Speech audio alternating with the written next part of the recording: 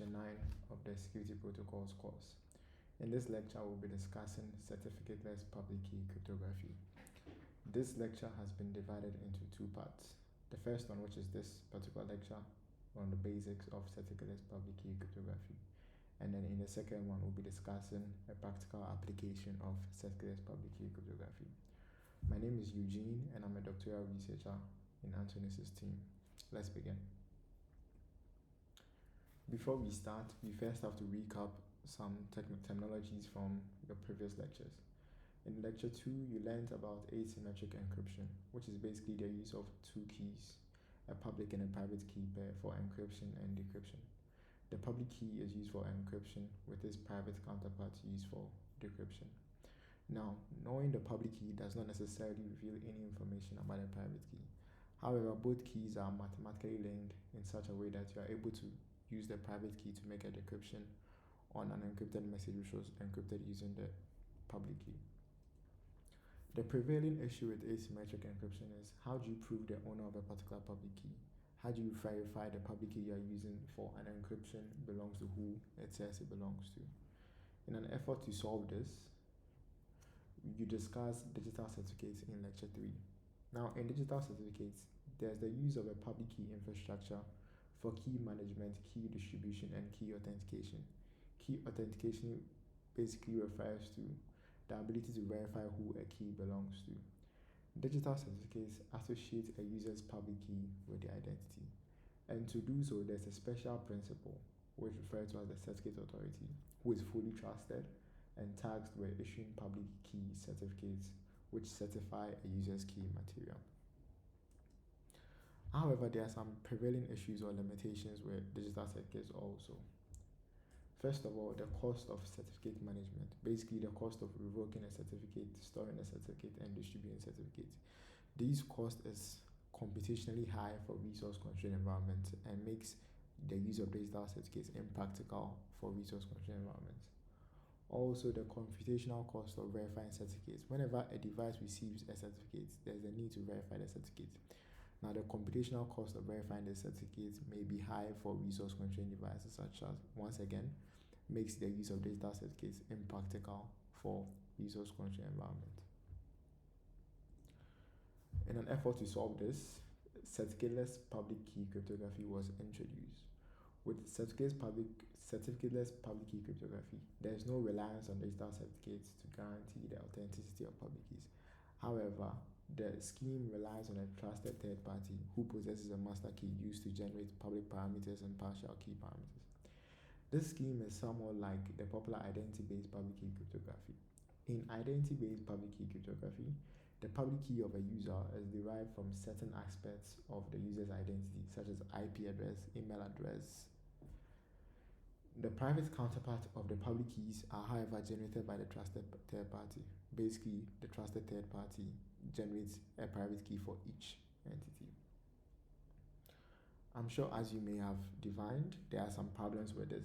There's the key escrow problem, which is basically the fact that the trusted third party has access to all the private keys in the environment. As such, if the trusted third party is compromised, the private keys of all entities in the environment is compromised.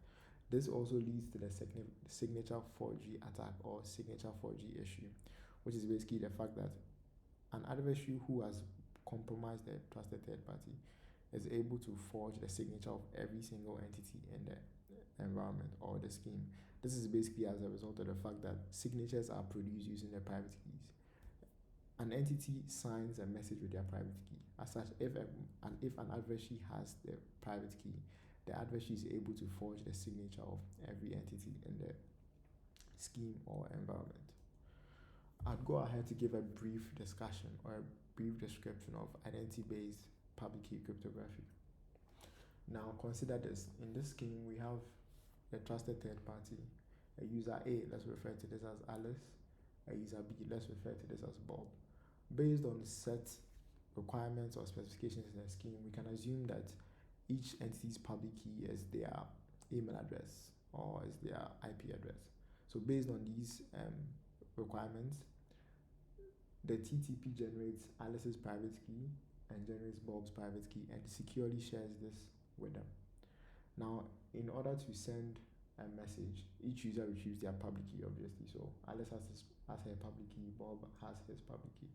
Now to send a message to Bob, Alice generates or retrieves Bob's public key, which is PK Bob, and then encrypts a message to Bob using that public key.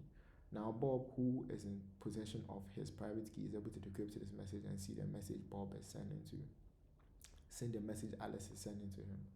Now to send a message back to Alice, Bob also retrieves or derives Alice's public key, encrypts a message, and then sends it back to Alice. But like I mentioned, an adversary who is able to compromise the TTP or trusted third party gets access to all the private keys in the scheme or the environment, which is the key escrow problem, and then can forge the signature of each user or can decrypt the message of each user. Obviously, this is not good. It's not ideal. Now, in certificateless public key cryptography, the use of a trusted third party, similar to what is done in ID-PKC, but we refer to this as a key generation center. Now, unlike ID-PKC, the KGC does not have access to all users' private keys, which ID-PKC had, but rather the KGC provides a partial private key, which is computed from a user's identity and the master key that the KGC has. Each user combines the partial private key and some secret information to generate their full secret key, and also combines the public parameters provided by the KGC and a secret information to generate its full public key. Now, as you may see, there is no need for certificates. As such, this scheme is lightweight enough to be implemented on resource-constrained devices. Now, I've made mention of trusted third parties. I've also made mention of certificate authority. Is there any glaring difference between them? Are they different or are they the same? Basically, a trusted third party is an entity that enables legitimate communication between entities who were previously unknown to each other. The partaking entities implicitly trust the judgment of the TTP. A certificate authority is actually an example of a trusted third party, but with a wide range of features. The primary role of the certificate authority is to digitally sign certificates that bind the identity of a given user to the public key. The CA basically uses a self-signed root certificate, which acts as the ultimate trusted notary in the chain of trust. There's obviously the cost of certificate management, which I mentioned previously. However, in the CL-PKC scheme, we use a TTP who is only responsible for generating partial key materials and then publishing a set of public materials that can be used to mathematically verify a given public key. The TTP's functions are limited, and as such, these functions can be easily replicated in a resource-constrained environment.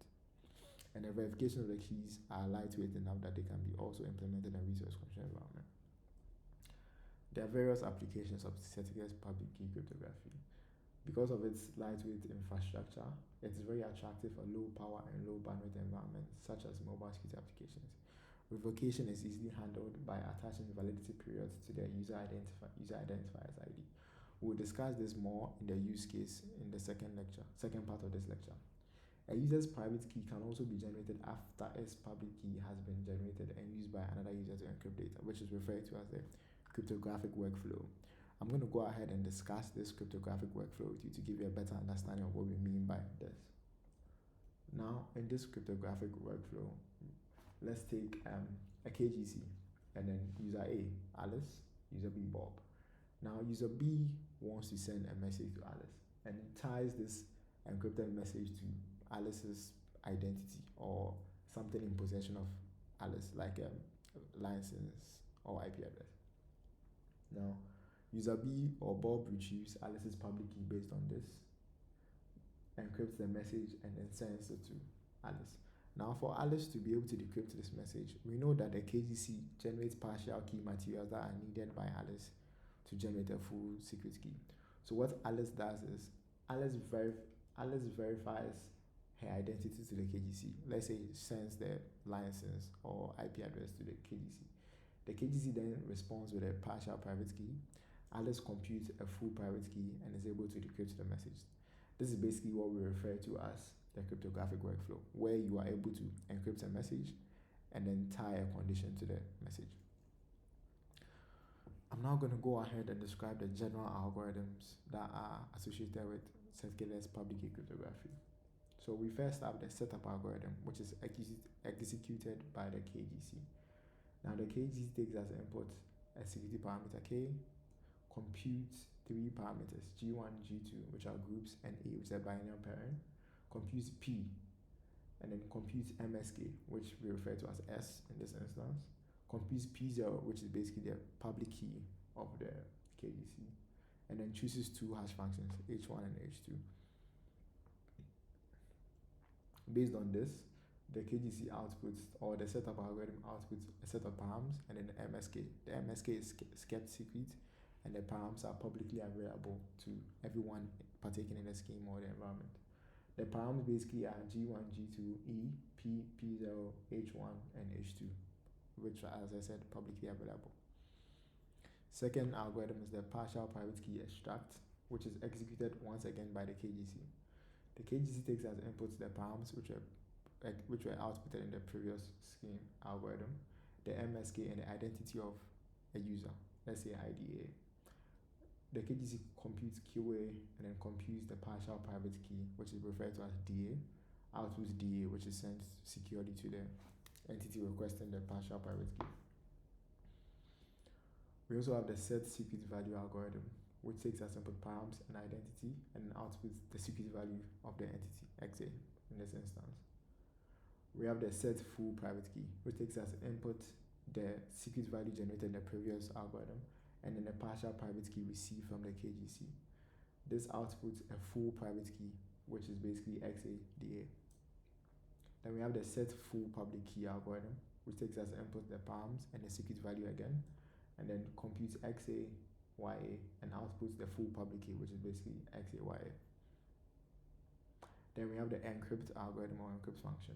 It takes as input the full public key of the recipient of the message, the identity of the recipient again, and then params. The user, let's say Alice, computes QA, computes R, computes U, and then computes V, which is basically the encryption of the message, and then outputs the ciphertext, which is UV. Now this ciphertext is what is going to be used to decrypt the message to get the actual message. So let's say user B gets the ciphertext, which is UV, takes as input his full private key, which is basically a combination of his partial private key and then his secret value, and then the params, computes M from V, this one, and then outputs VM. This is basically the scope of the basic certificate public key cryptography. Now there are some limitations, or there are some issues with the basic certificate public key cryptography. First of all, this scheme assumes the presence of a fully trusted key generation center who will not replace the public keys of the users and will only issue one copy of each partial private key to the correct recipient. It also assumes that each user is also capable of creating more than one public key for the same partial private key, which is an issue. In an effort to solve this, a binding technique was introduced by the authors. This basically ensures that a user can only create one public key for which they know the corresponding private key.